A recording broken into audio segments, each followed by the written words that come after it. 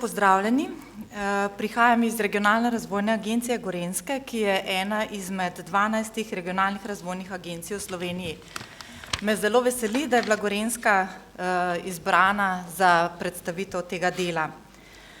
Povedala bom nekaj besed o razvojnem načrtovanju, kako je le to potekalo za tekočo programsko obdobje 2014-2020, kako smo sam proces izpeljali na Gorenjskem in na kratko predstavila vsebine regionalnega razvojnega programa Gorenjske.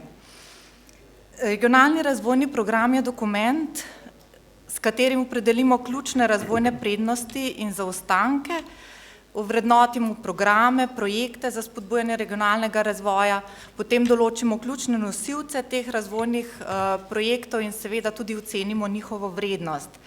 Zdaj, kot vidite, imamo, tako kot sem že omenila, imamo v Sloveniji 12 razvojnih regij, gor je označena Gorenjska s središčem Kranjem in zdaj v tem programskem obdobju je novost, da je Slovenija razdeljena na dve kohezijski regiji, in sicer kohezijsko regijo Vzhodna Slovenija in kohezijsko regijo Zahodna Slovenija, v kateri je uvrščena tudi Gorenjska in s tem pač bomo dobili tudi v tem programskem obdobju manj sredstev.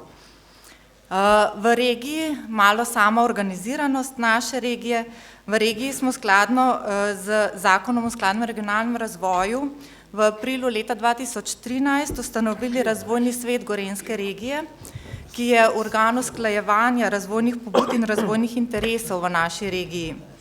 Na Gorenjskem so člani razvojnega sveta predstavniki vseh gorenjskih občin, torej 18, potem je 18 predstavnikov iz gospodarstva in 9 predstavnikov iz nevladnih organizacij. Sam proces priprave regionalnega razvojnega programa Gorenjske se je začel s sprejetjem programa priprave RRP Gorenjske, ki ga je sprejel svet Gorenjske regije, to so pa župani. Same aktivnosti priprave in delo po odborih pa je potekalo od oktobra 2012 do oktobra 2014, s tem, da je bila glavnina dela izvedena v letu 2013. Izvedenih je bilo precej sestankov odborov, projektnih skupin, razvojnih delavnic. In priprave smo preko 40 regijskih projektov in 17 regijskih projektov nacionalnega pomena, ki smo jih usklajevali tudi z drugimi agencijami. Na Gorenjskem pa imamo tudi Triglavski narodni park, tako da smo skupaj z Goriško regijo pripravili medregijski projekt Triglavskega narodnega parka. V naši regiji imamo 5 odborov, ki so tukaj našteti. Ti odbori se pokrivajo z enako imenovanimi področji potem v samem razvojnem programu. Najprej nekaj besed o naši regiji in njenih značilnostih. Na Gorenjskem živi približno slaba desetina vseh prebivalcev Slovenije, poseljenost je neenakomerna, prebivalstvo se stara, te rdeče lise kažejo, to je pač indeks staranja prebivalstva in gostota poselitve in tistem, kjer je najbolj rdeče, tam so problemi, to se pravi tam, kjer so prebivalci najstarejši in je gostota poseljenosti najmanjša.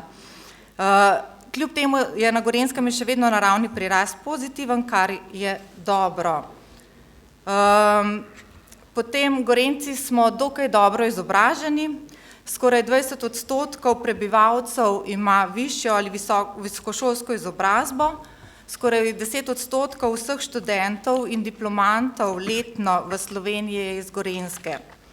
Kar ni ugodno je, da upada število delovno aktivnih prebivalcev, v zadnjih 6 letih za 7,4%.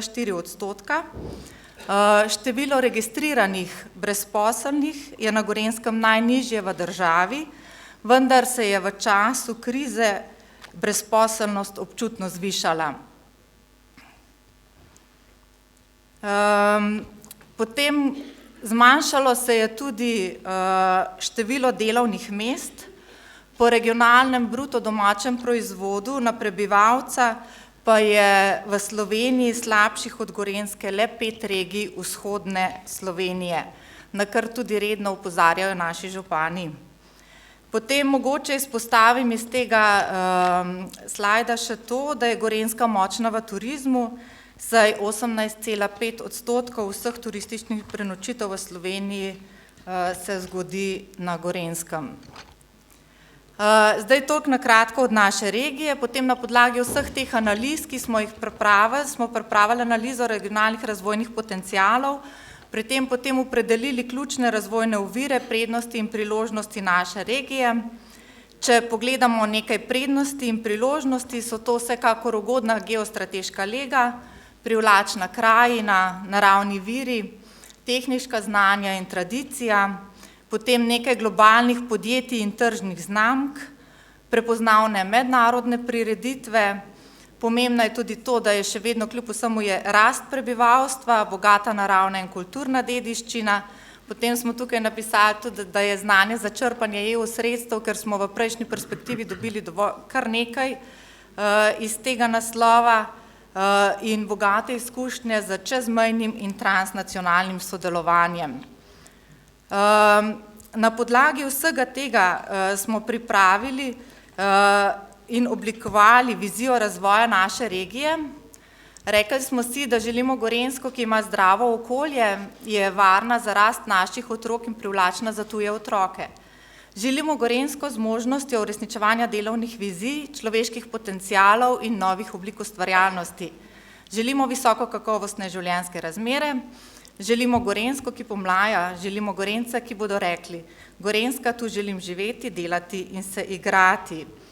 In potem vizijo bomo uresničevali strateškimi razvojnimi cilji, oblikovali smo dva, in sicer s pametnim izkoriščanjem naravnih virov do povezanega znanja, delovnih mest in kakovostnega življenja, ki ga želimo živeti in ga želite doživeti. In potem drugi cilj, iz ponudnika komponent v ponudnika gotovih izdelkov z lastnimi blagovnimi znamkami.